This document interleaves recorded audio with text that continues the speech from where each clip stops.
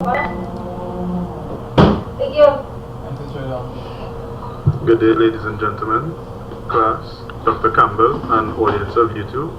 Today, our presentation will be on nanotechnology in immunology.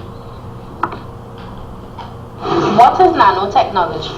According to the U.S. National Nanotechnology Initiative, nanotechnology is understanding and control of matter at dimensions of roughly 1 to 100 nanometers, where unique phenomena enables novel applications.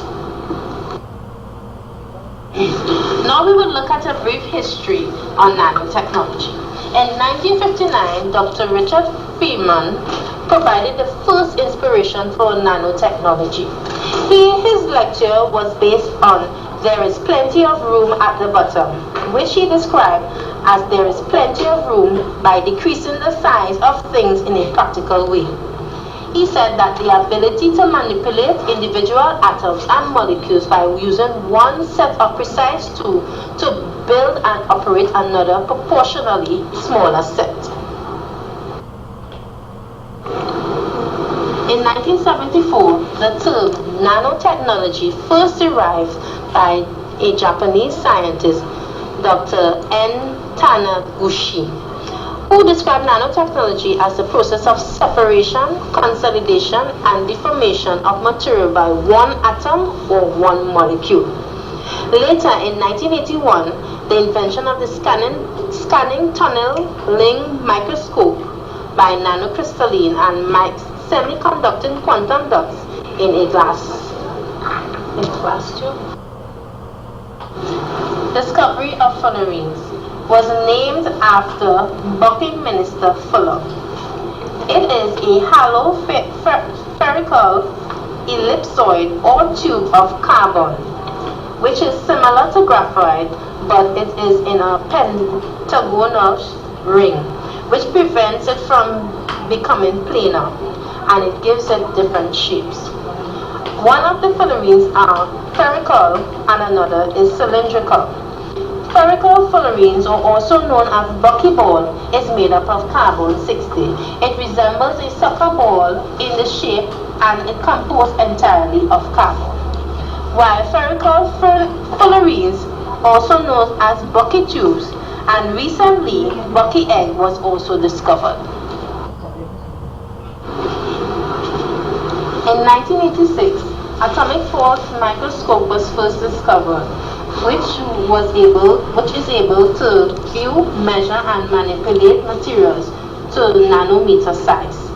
And in 1989, the first xenon atom was used to spell the M logo by manipulating atoms of nanotechnology.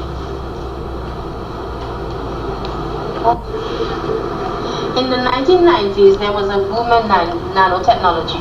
There was government support and nanotechnology companies also developed.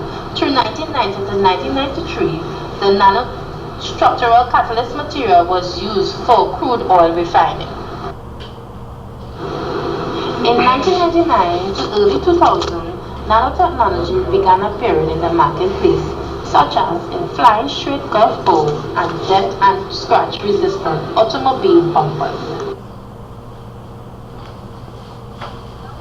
Benefits of nanotechnology in immunology. Successful applications of nanotechnology in the field of immunology will enable new generations of vaccines, adjuvants, immunomodulatory drugs for a range of infectious diseases and non-infectious diseases, as well as new immunomodulatory agents such as nanostructures.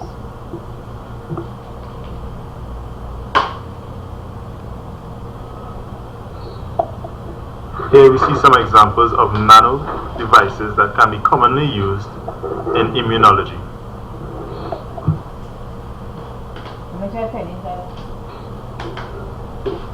There are 4 general mechanistic pathways in which immunology interacts with nanotechnology. Delivery of antigens. Nanoparticles can be used to carry antimicrobial agents. The carrier hides and protects the molecules from degradation in the body and allows it to be delivered to specific target cells in a controlled manner. Special carriers can be designed to carry therapeutic drugs across the membranes into specific intracellular compartments such as the blood-brain barrier. This can be used for the treatment of many intracellular infections, including fungal and parasitic infections, salmonella and tuberculosis. Nanoparticle carriers can be metallic or lipid-based.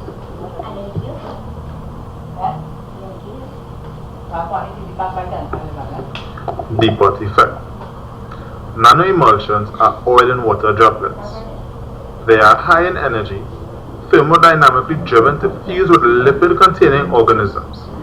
The electrostatic attraction between the cationic charge of the emulsion and the anionic charge.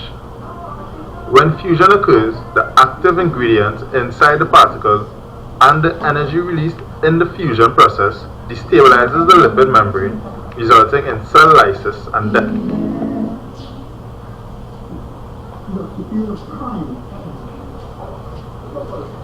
Repetitive antigen display.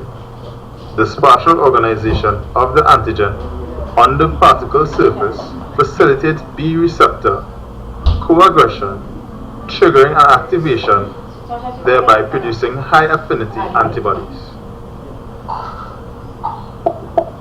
Cross-presentation. Exogenously acquired antigens are processed into MHC class I pathways. Nanoparticle-mediated leakage of antigens into the cytosol after they have been taken up by the phagosome. Applications and uses of nanotechnology in immunology. Right. There are diagnostic techniques that are used. We have a high degree of sensitivity that promote detection of biomarkers. This high degree of sensitivity is different to wavelength of light, which is adjusted by the number of atoms and the size of the quantum dots. The non-invasive and painless diagnostic techniques are normally conducted by nanoparticles being electrostatically and biochemically aligned according to diagnostic procedures to be conducted. There's genetic testing for individual therapy sessions. This is like therapy based on the genome or genetic makeup of the individual.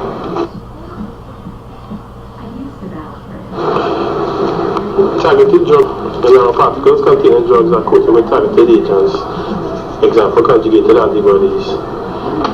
The nanoparticles circulate through the blood vessels and target cells. Drugs are released directly into the targeted cells. Now, nanoparticles are submicron sized polymeric colloidal particles with therapeutic agents of interest. They can be either encapsulated or conjugated on the surface. They are highly versatile in that they overcome physiological barriers and guide the drugs to specific cells.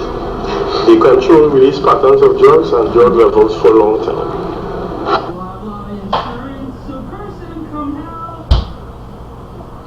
Regenerative medicine. Current studies are working on biomimicking cell membranes, polymers with programmable conformations, targeted cell implantation, and control of implant rejection. Some researchers are currently working with nanotechnology to treat cancers. They have found that it has been efficient in targeting cancer cells, reduced side effects to the patient, and had a greater drug retention.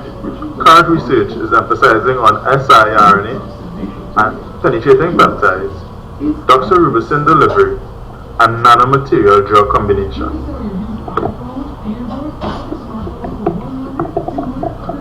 Another example is with the treatment of mucosal immune disease.